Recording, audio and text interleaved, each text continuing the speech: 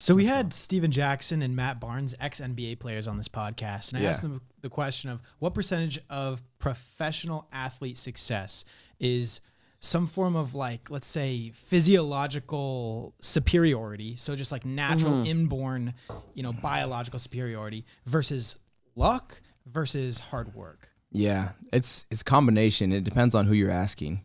Because if you look at me, like, sure, I'm strong, but I'm also 5'8", right? I'm not the fastest guy in the field. So how am I getting it done? Well, a lot of the things come down to the things that we said, like, that can't be measured for me, right? Just I have like an obsession with the things that I'm involved with, and I immerse myself into them to be as efficient as possible, and it worked perfectly on the football field, right? Where it's like, that's what you need to do to be a good player.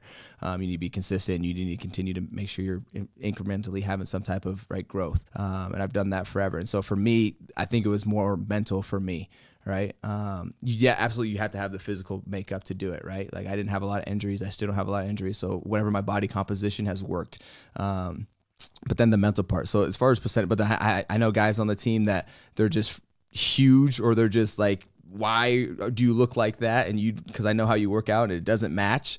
Where it's like, they can get it done, and they're going to get paid $20 million a year because they have that type of, they have that type of body type. And then when you get the guys that put it together, those guys honestly take off. And so I would say it depends. It really depends. For me, it's mostly mental.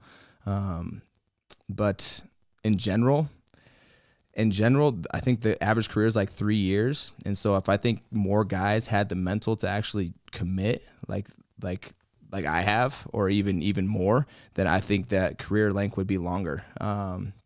But I think guys just get fizzled out because they don't have their hand held anymore, right? When you're in college, you got to go to this, you got to go to this, you got to go to this. In the NFL, during the off season, you can do whatever you want. So it's left up to you, and you can do other what you people want. are working harder. You can do what you want, and guess what? Those rookies, they're coming out, they're hungry, they're ready to go right now, And if you're not, guess what? You're losing your job, right? Because I remember me, I was doing everything I could. I dropped out of school for this, right? I got nothing.